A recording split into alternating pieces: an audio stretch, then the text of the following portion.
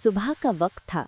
सूरज की नर्म किरणें खिड़की से अंदर आ रही थीं। हमजा चाय के कप में चीनी डाल रहा था कि अम्मी की आवाज आई, बेटा, आज हमारे घर मेहमान आएंगे।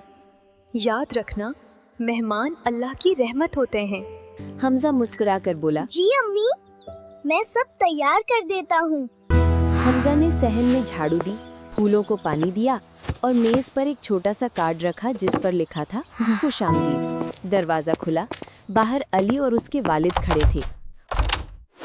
हमजा ने खुशदिली से कहा, अस्सलामुअलैकुम अंकल, खुश आमदीद।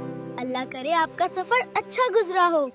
अंकल मुस्कुराए और बोले, वालेकुम अस्सलाम बेटा, माशाअल्लाह, तुमने तो दिल जीत लिया। हमजा फौरन आगे बढ़ा, उनका बैग पकड़ा और पानी अंकल, पेश किया। पहले पानी पी लीजिए, फिर चाय लाता हूँ। अंकल ने मोहब्बत से पूछा, बेटा, तुम्हें ये सब किसने सिखाया? हमजा मुस्कुराकर बोला, मेरे अम्मी अब्बू ने, और हमारे नबी ने फरमाया है, जो अल्लाह और आखिरत पर ईमान रखता है वो अपने मेहमान की इज्जत करे। अंकल खामोश हो गए। उनकी आंखों में खुशी और फख्र साफ नजर आ रहा था। खाने के दौरान सब बातें कर रहे थे। हमजा बार बार पानी भरता, सबकी प्लेटें सीधी करता और छोटे छोटे काम खुद ब खुद करता रहा। अली ने आहिस्ता से कहा, यार हमजा, तू तो पूरा वेटर बन गया है। हमजा मुस्कुराकर बोला, नहीं अली, मैं तो सिर्फ वो कर रहा हूँ जो हमारे नबी ने सिखाया है।